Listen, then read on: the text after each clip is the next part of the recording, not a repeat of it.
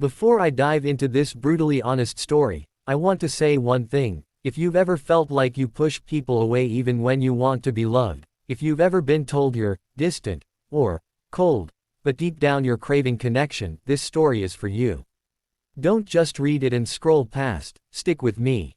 And if you find yourself in these words, hit that subscribe button because I promise you, you're not alone, and you'll want to hear the truths I'm about to share. I have an avoidant attachment style. That sentence alone carries years of misunderstandings, failed relationships, walls of built higher than skyscrapers, and a survival mechanism that once protected me but now often keeps me trapped. When people ask me why I pull away when things start to feel too close, or why I sabotage connections with people I actually like, I wish I could tell them it's as simple as fear. But the truth is much more layered, much more painful, and, if I'm honest, much harder to admit. I wasn't born avoidant. None of us are. But somewhere in the cracks of my childhood, in the silence of rooms where emotions weren't safe, in the moments I reached for comfort and found none, my nervous system learned a lesson it never forgot. Closeness is dangerous, vulnerability is unsafe, and the only way to survive is to rely on myself and no one else. Growing up, I can recall moments that shaped this. I remember being 6 years old, running to my mom with tears in my eyes because I'd scraped my knee. Instead of comfort, I got an irritated sigh. "You're fine. Stop crying. Go wash it off." It seems small, right? But those small moments add up. Every dismissal taught me that my emotions weren't welcome, that my needs were a burden. So I did what any child would do, I shut them down. I locked them away so tightly that even I couldn't access them anymore. I became independent too early, proud of how little I needed anyone, praised for being so strong, and so mature. No one realized that strength was just armor I wore to protect myself from rejection. Fast forward to adulthood, and that armor is still there, only now it doesn't protect me, it isolates me. I've been in relationships where my partners said they felt invisible. They wanted intimacy, closeness, shared vulnerability. And the more they reached, the more I pulled away. At first, I'd give them pieces of me, just enough to make them stay. But as soon as they wanted more, my chest would tighten, my body screaming at me to run. I'd pick fights over small things. I'd withdraw into silence. I'd convince myself that I didn't really care, that they weren't the right person anyway. It was easier to believe that than to admit the truth. I was terrified of needing them. It sounds cruel, I know. But it isn't intentional cruelty. Avoidants like me don't sit down and decide to hurt people. We're just following old programming that says closeness equals danger. Imagine your brain is a fire alarm system. Mine is wired so poorly that every time someone gets close, the alarm blares as if the building's on fire, even when nothing's wrong. And what do I do when I hear alarms? I run. I protect myself. I survive. But in protecting myself, I lose the very thing I long for, real connection. If you've ever dated someone with an avoidant attachment style, you've probably felt crazy. You've probably thought, they like me, I know they do, so why are they pushing me away? The answer is, we like you too. Sometimes, we like you so much that it terrifies us. The deeper our feelings, the louder the alarms. And instead of leaning in, we shut down. We freeze you out, even as part of us is begging to be let in. It's torture, honestly, wanting love and fearing it at the same time. For years, I told myself that I didn't need anyone. I wore that belief like a badge of honor. But late at night, when the world was quiet, I'd feel the ache.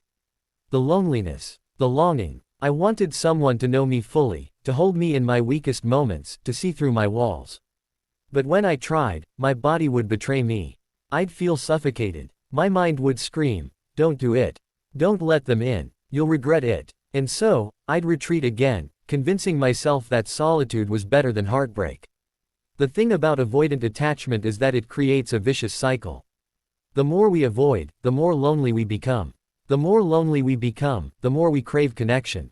But the more we crave it, the more dangerous it feels. And round it goes, leaving us stuck in a pattern that feels impossible to break. I've broken hearts this way.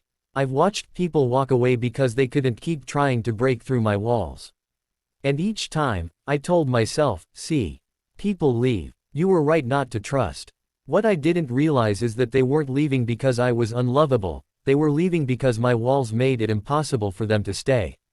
Here's the brutally honest part. Healing avoidant attachment isn't about finding the right person who will magically make us feel safe. I used to believe that. I thought maybe if I met someone patient enough, someone loving enough, someone who could see through my defenses, I'd finally change. But people aren't mind readers. No one can love you into healing. That's our job. Healing comes from turning inward, from facing the pain we've buried, from learning to sit with emotions we've long avoided. And let me tell you, it's uncomfortable. It feels like tearing down walls only to stand exposed in the storm. But it's the only way. I started therapy a few years ago.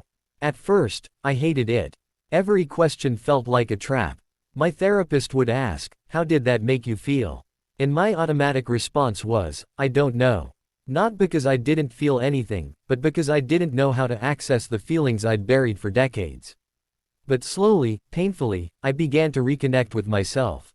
I began to notice when I was shutting down, when I was pulling away, when my alarms were sounding. And instead of running, I started pausing, breathing, reminding myself that closeness wasn't danger, it was an opportunity. It didn't happen overnight. Healing avoidant attachment is not linear. Sometimes, I still run. Sometimes, I still sabotage. But now, I catch myself. I apologize. I lean back in, even when it feels terrifying. And that's progress. I've learned that vulnerability isn't weakness, it's strength. That needing people doesn't make me needy, it makes me human. And that love isn't about perfection, it's about showing up, even with your flaws, even with your fears. If you're avoidant like me, here's my advice: start by being honest with yourself. Stop pretending you don't care when you do. Stop convincing yourself you're better off alone when you're not. Admit that the walls you've built are keeping you safe but also keeping you stuck. Then, take small steps. Open up a little more than feels comfortable. Sit with the discomfort instead of running from it. Allow yourself to be seen, even if it's messy. And when the alarms go off, remind yourself, the building isn't burning. You're safe. To the people who love someone with avoidant attachment, I have advice for you too. Don't take it personally when they pull away. It's not about you, it's about their fear. But also, don't lose yourself trying to save them. You can't love them into healing, no matter how hard you try. Encourage them, support them, but let them do the work. And if they refuse, if they keep pushing you out, it's okay to walk away. Your needs matter too. I've lost people I wish I hadn't. I've hurt people I cared about. But I've also grown. I've learned that I don't have to be defined by my attachment style. It's not a life sentence, it's a starting point. And while avoidant tendencies may always be part of me, they don't have to control me. I can choose closeness. I can choose vulnerability. I can choose love, even when it scares me. Here's the final truth. Avoidant attachment isn't about being incapable of love. It's about being afraid of it. Afraid of the risk, the vulnerability, the possibility of pain. But love is always a risk. Connection is always a leap of faith. And maybe that's the point.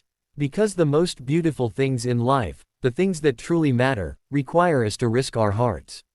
And if I've learned anything, it's that the risk is worth it. If my story resonated with you, if you've seen yourself in these words, or seen someone you love, don't let this be the last time you think about it. Subscribe, share this, and start the conversation. Healing avoidant attachment begins with awareness, and awareness begins with honesty. So be brave enough to look at yourself, to admit what hurts, and to take the first step forward. You don't have to do it alone. Together, we can break the cycle. Together, we can learn to love, fully and fearlessly.